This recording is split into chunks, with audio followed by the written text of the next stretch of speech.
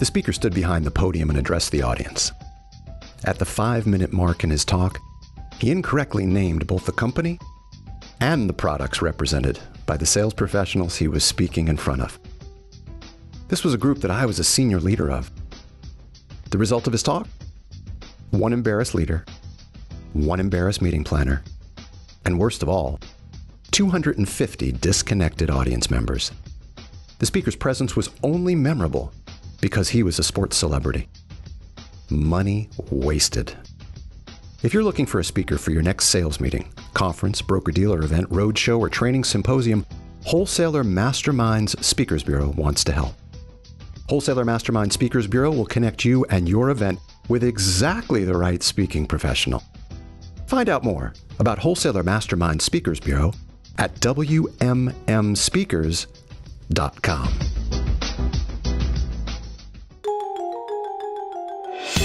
Welcome to the only podcast on the planet dedicated to exploring the art, science, and lifestyle of wholesalers and their leaders. This is the new Wholesaler Masterminds radio show. I'm your host, the founder of Wholesaler Masterminds, Rob Shore. Wholesalers, welcome back. The new Wholesaler Masterminds radio podcast. I am extraordinarily excited today about our guests. Wholesalers, might not be beyond the scope of possibility that your firm has engaged in some generational wealth transfer type of research. Perhaps you've read in one of the trade publications about generational wealth transfer. You know that the generations is an issue, and that's why I'm delighted to have our guest. You see, our guest studies demographic shifts in the workplace and the marketplace. His research has been cited in many different magazines, including Financial Advisor, Advisor One, Investment Advisor, that just names a few. He has a column in Investment News called Generational Insights, and that focuses on how to engage the next generation of client. He also has an ebook that's now in print, the Gen Savvy Financial Advisor, and this has become a go-to source for many advisors on exactly what to say and do when engaging different generations of clients. He believes that we sell and provide service the same way we'd want to be sold to. When we do that, though, we overlook many of our clients' biases and preferences. To be most effective, we need to know what they want, not do what we find most comfortable. His clients include a range of organizations, from the $1 Million Roundtable to General Electric to PricewaterhouseCoopers and to the Alabama Farmers Co-op. He lives in Mobile, Alabama with his wife and 4 children. Wholesalers, help me welcome Cam Marston. Thank you very much.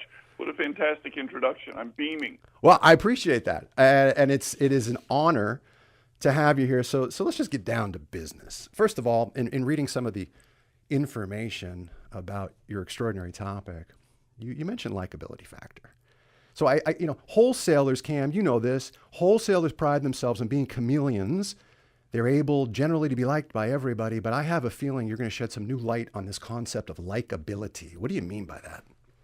People do business with people that they like. People do business with people that they think are like themselves.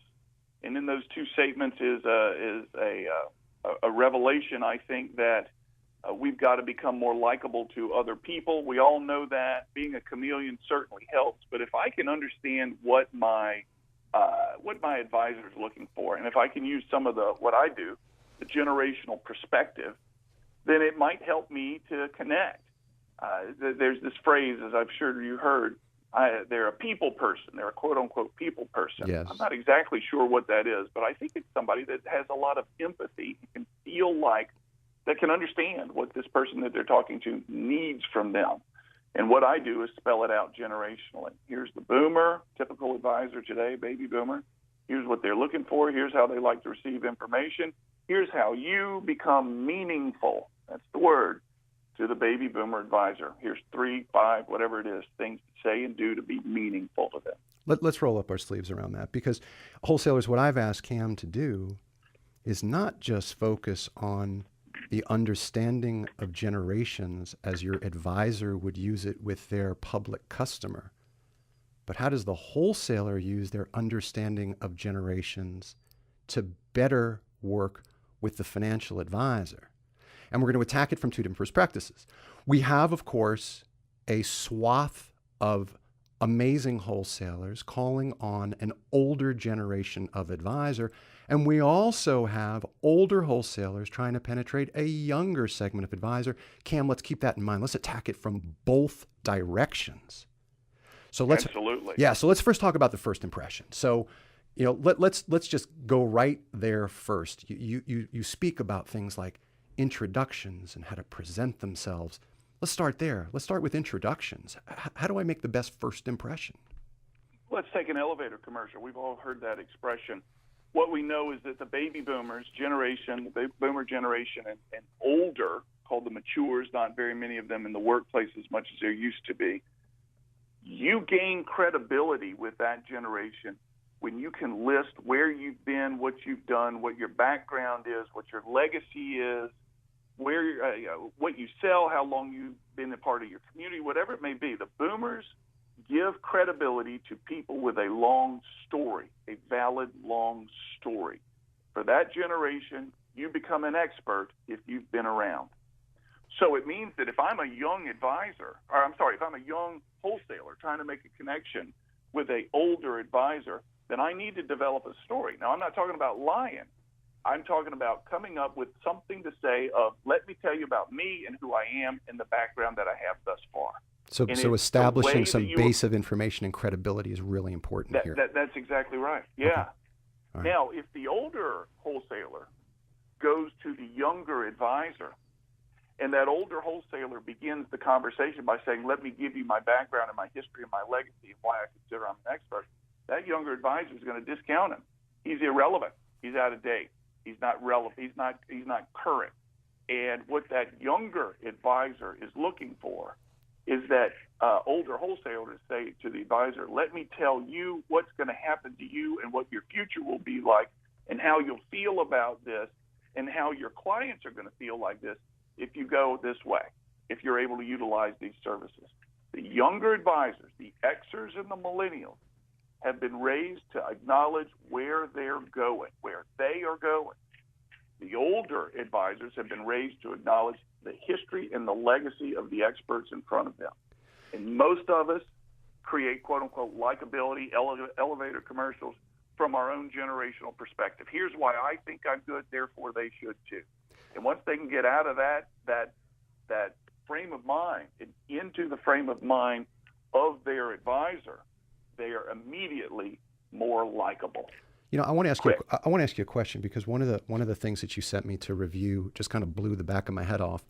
It was this notion that boomers, I want to focus on boomers for just a second because they're so prevalent in the advisor community. Boomers are segmented into two subsets. And that just flipped me out. And you have guidance on how to approach both segments of boomers. I thought it was just one big blob of folks, of which I'm a part. And then once you started cutting it in half, I was like, wait a minute, I can see that. So tell our audience a little bit about this whole separation between boomers. The older baby boomers have an attitude of, the way to approach the older baby boomers is, you deserve it. You've earned it. You've paid your dues. It's an acknowledgement of the work that's led up to because the acknowledgement of their work. And I'm not really sure what caused it, but there's a definite shift in attitude that the younger boomers have become a much more pragmatic group.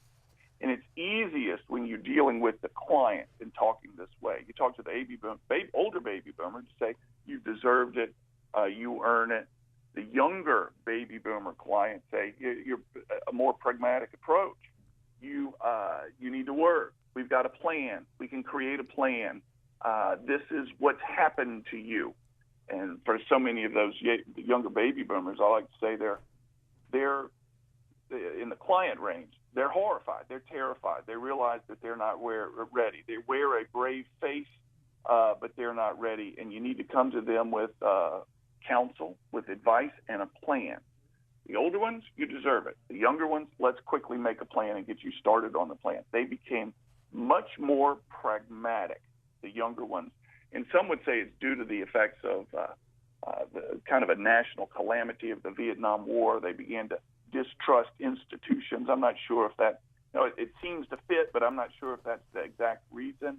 But they've become a much more pragmatic and much more practical group. Interesting. So you separate them. The older sections of the boomers are the least populous. The youngest section of the boomers are the most populous. Yes. There are more of them, many more of them. And it's a Interesting. much more target-rich audience for the advisor to touch those clients. All right, I threw you a curveball. Let me get back on track here. So we're talking about how the wholesaler is going to have a better acknowledgement of the generations in terms of the advisors that they call on. The first thing we talked about was how to introduce themselves. Let's talk a little bit about how to present information.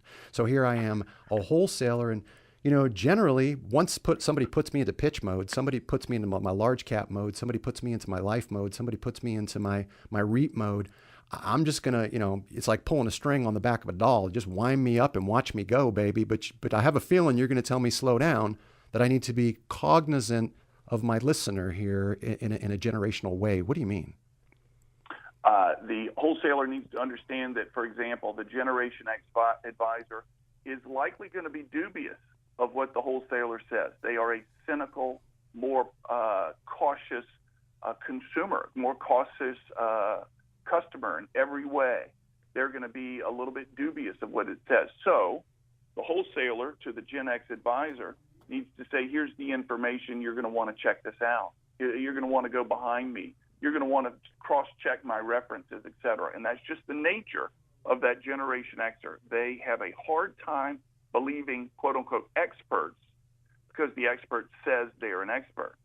The wholesaler to the baby boomer advisor is, here's the information and here's my background, which says I'm an expert. Here's how long I've been around and what I've done and my legacy in the industry, et cetera.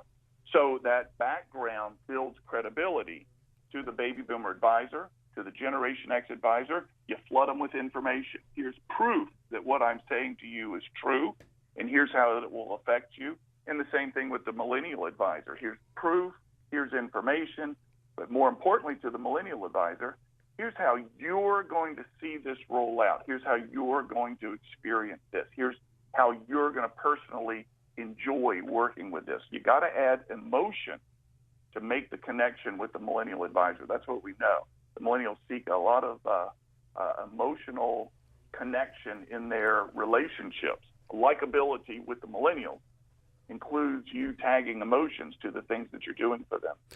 So now we're kind of following the progression, of course, of how I land an advisor. That is to say, my introduction, my presentation. Now I'm into the follow-up process. Wholesalers, you know that we have a follow-up process worksheet. We have a follow-up process. If you're a coaching client of mine, you know that we work through follow-up process. But if I'm being perfectly candid, I never layered in an acknowledgement of the generations into my follow-up. So I'm listening as keenly as you as I ask Cam about how does follow-up differ amongst the generations? You'll find that, and this is one of my favorites, this is one that, of all these nuances amongst the generations, this is one that stands out clearly, and I'm sure the listeners will see this in their own world. The baby boomer advisor is very interested in your follow-up in a personal way to ask them, has anything changed? And this is the phrase that I love, and it resonates so much with the boomers. And I want to make sure we're on the same page. What's going on? Anything you need from me? Are we on the same page since our last meeting? Whatever it may be. It's a connection that validates the conversations that was previously had. It's a follow-up of you got the information, had the meeting, etc. The Generation Xers will, if the wholesaler calls the Generation Xer, that Xer will watch that telephone ring right in their hand or on their desk, know who it is that's calling them, and still not answer it. For whatever reason, they are reluctant often to take these phone calls. From a client, that's one thing, but from the wholesaler, not so much. So the wholesaler who's trying to engage the Generation Xer with the telephone is going to find frustration. They want to follow up with the Generation X advisor via an email, just checking in, anything we need, any clarification needed since our last meeting, something like that, a very quick email tends to turn the Generation Xers into a communicative individual versus the phone call. And the millennials are somewhat the same way, although the text message, if that's something the wholesaler is willing to do, seems more preferable to them. Just a quick connection. Do you need anything from me? How you doing? Anything I can do to make things easier for you? You know what's interesting about this, and I'm appealing to our listeners that are internal wholesalers, managers of internal wholesalers, run sales desks. You know, what are you doing to acknowledge some of this generational difference? You know, we've set up a system in our business where internal wholesalers are charged with making dials and leaving voicemail messages. And if, you know, we always have known, we continue to acknowledge the difficulty with that approach. But now that we layer in kind of the generational nuance, the not so subtle nuance of the fact that they'll watch your phone ring, they'll see it's from you, not pick it up. And Cam, isn't it true, not even listen to your voicemail? Sometimes maybe, sometimes not, but it's not the most effective way. Yeah, the voicemail has become out of favor with the Xers and certainly with the millennials. They leave it full so no one else can leave a message. That's just devious, man. In my generation, that's just devious. Let's get to the next topic, and that's this whole notion, and a super important one. How do I remain relevant over the life of a relationship? So look, you know, and I know this business is tough enough. I mean, I first have to count on my product continuing to do what it's supposed to do over the lifetime of the relationship. And then I have to count on a competitor not coming up and biting me in the butt with their product or their information or the way they treat my financial advisor and steal them away from me. But under the category of controlling what I can control, how do I remain relevant from a generational perspective? You've got to remember the generation of the advisor that you're talking to. Keep that in the forefront and know how they like to receive information, how frequently they like the check-ins, what the check-ins need to consist of. That makes you interesting to the advisor of the lifetime of the relationship. Unfortunately, people can get in with an advisor, begin a relationship with them, acknowledging all this generational content up front, but as soon as the relationship has begun and it's on, let's say, a somewhat predictable path, the wholesaler falls back into the behavior that's most comfortable to them, not that's most comfortable or preferred by the advisor. So that wholesaler says, well, we're doing business now, I'll keep calling them. Well, if that advisor is a Generation Xer, it's still not going to work. That wholesaler's got to remain relevant by continuing to talk to the baby boomer advisor about the history and the background of the product, where it's come from, how it's evolved, et cetera. The wholesaler's got to remain relevant to the millennial advisor to say, this is what it's going to do for you. This is what it's going to do for your clients. Here's how you'll feel about this. Here's how you'll enjoy engaging with us and with this as you go forward. They'll have to continue remaining relevant with the Gen X advisor by saying, you're going to want to check it out. I know you will. That's your style, and that's great. So here's the information. If you find something that doesn't match up with what I've told you, let me know. But you're right to do your due diligence, Generation Xer. That's what makes you valuable to your clients. So here's the information that you'll want to do your due diligence. They can't go back. Once the relationship has begun, those generational elements remain strong. And that Gen Xer, that baby boomer, that millennial will say, you know what, I like that wholesaler. I don't know why, but he gets me. He just gets me.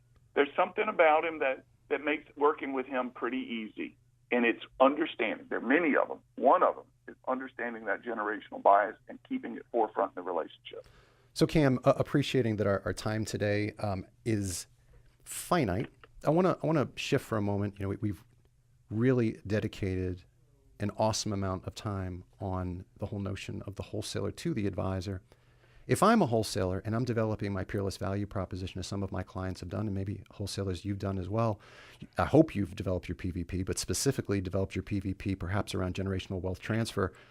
Cam, leave us with some nuggets, some really top line important nuggets. If I'm going to communicate, if I'm a wholesaler communicating to a financial advisor of, say, you know, a couple of do's and a couple of don'ts when it comes to ensuring that when mom and pop kick the bucket, that I even have a prayer of getting the money as the financial advisor when son or daughter take over. Couple of high level, what could I possibly do and what should I definitely avoid?